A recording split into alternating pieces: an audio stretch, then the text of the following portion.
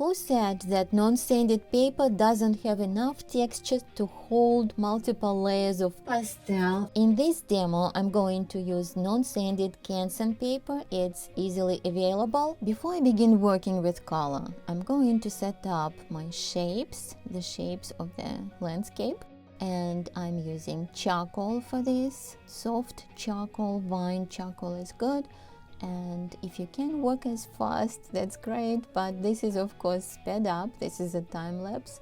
And here I already switched to color, and this is a very soft pastel now, and I want to establish these very dark areas in the composition.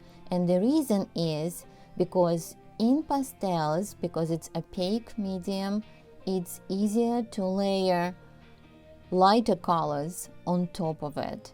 And of course I don't want completely to take a very light color and put on top of it, but it's actually more logical if there is a shadow within the tree.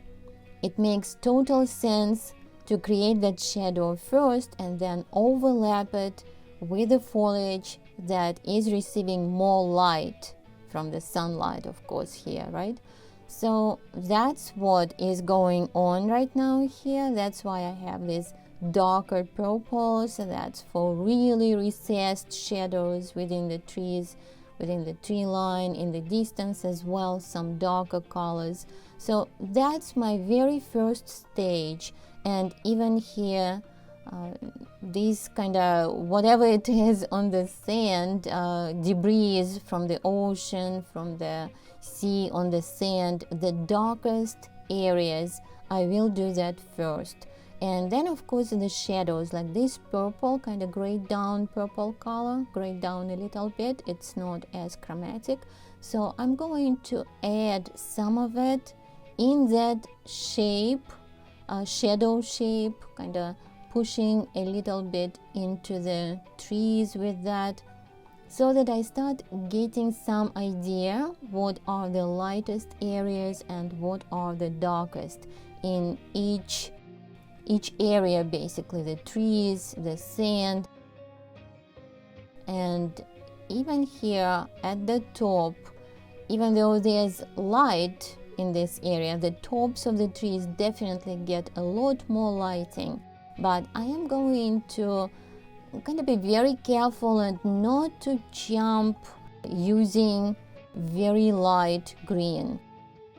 And besides, if we look at the reference, it's not really very light. The green, if you squint, everything in that green area, those trees, it's pretty much mid-tone. So even the lighter greens are going to be kind of light mid-tones.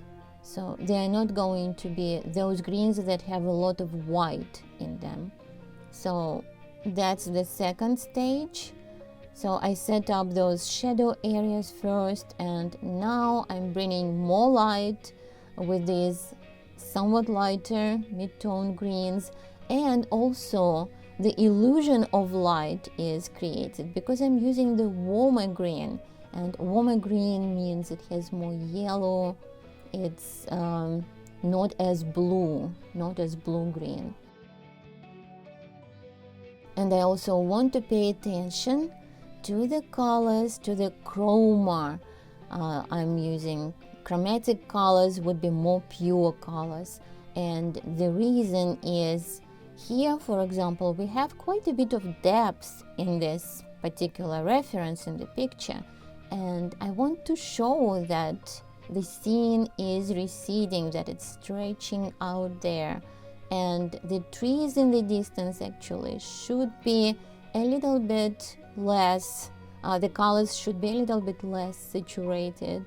And right now, though, it's kind of close to the front and this one in the middle, but I'm going to modify the color as I'm working on it. But the base is okay, and even then I'm not using my most saturated greens in there. Here's a little bit of a kind of feathered green, and some of these very dark color if I'm losing a little bit of that darker color. I don't want to, because that shows those deeper areas, and I don't want to start piling up all the lighter colors and lose the depth within the trees. And now there's some of the darker areas. There are some of the darker areas in the water. So again, same logic. I want to start with a little bit, at least a little bit darker colors, so that I can add my lighter colors on top of that, so that it looks like we are looking through those lighter colors and we see that darker color at the bottom. So it all is making a lot of sense. And when we see the water that's closer to us, we actually see more of the bottom of the sea, of the ocean, and that is going to be a little bit earthier looking.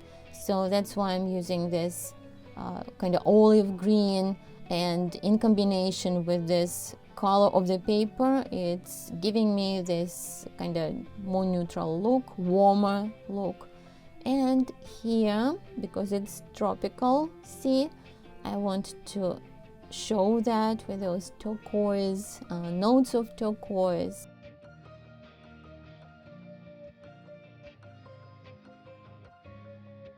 And also we have this a little bit of a compositional element here, the rock, and I think it actually serves a purpose here. It's not just there in the picture, because it adds another element into this area, because otherwise it would be just the water.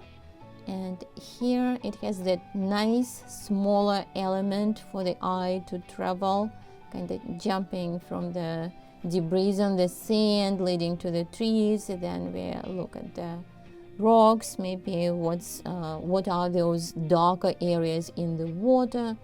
All of this is actually leading us further to explore what's happening.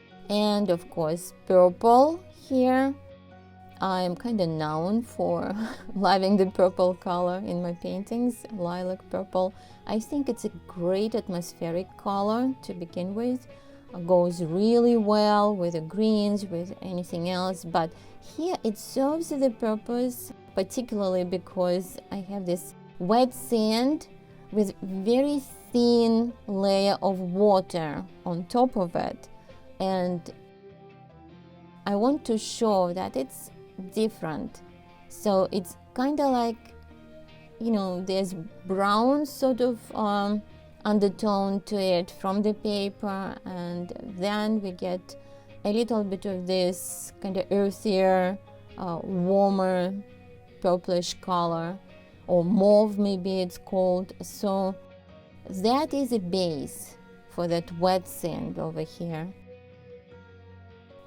And then also our marks, if we want to emphasize the horizontal character, the horizontal surface, I have to make my marks in a certain way.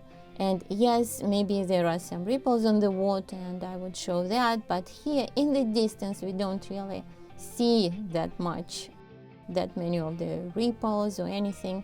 So that's why I'm trying to emphasize particularly that horizontal area with the horizontal marks. But I have to mention, I'm working very, very lightly so that all that layered color doesn't disappear. And you also see that I'm already on lighter areas of the sand. Of course, the color of the paper here was kind of already giving me the idea that it is the lighter part in the composition, right? But now I also want to add some pastel to it.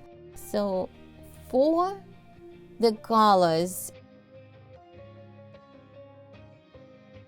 I'm alternating between this kind of light coral color, then I'm using somewhat or quite a bit maybe because you see the contrast is happening. I'm using this kind of very light beige, so that's for really sunlit parts. But what you don't want to do is just to take this light stick and cover the whole sand area with it, because then it's just going to end up very flat. You don't want flatness in your painting. If you're working in a realistic style, if you're doing something else that's different, but here we want to show that there are some changes to the surface, that at different angles it's going to catch different amount of light. And for example, this a little bit darker, kind of more coral, more beige color shows that it has a little bit of an angle, not as directly pointed towards the sun, the surface. That helps. And then I also work on the shadow area a little bit.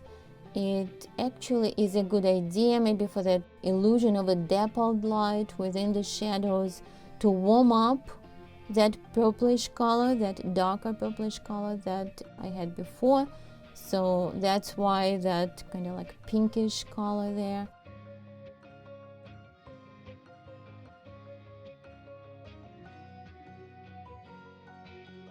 And it's also fun to carve into these messes of green and maybe like show some little details, some tree trunks.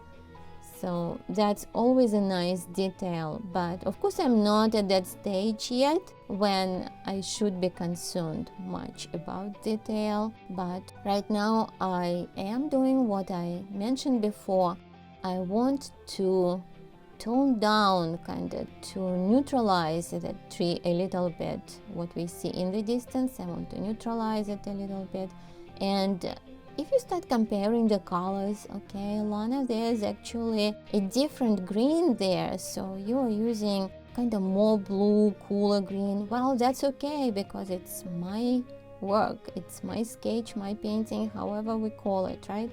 So I just want to show that actually there's some atmospheric perspective here kicking in, and it makes the tree a little bit lighter and a little bit cooler. And if you start comparing this closer mass of the trees and that tree in the distance, that might actually be the case.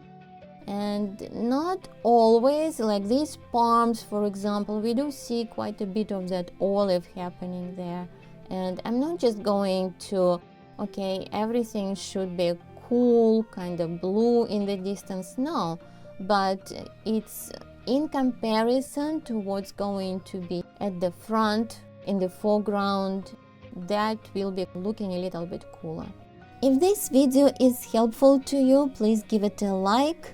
That will show me also that I should continue making more videos like this, and also more people on YouTube are going to see it this way. And I'm ready to add the sky, the blue beautiful sky, in part 2. And before I do the sky, I want to correct a little bit, maybe increase the shape for the tree line in the background, and then let's do the sky in the next part.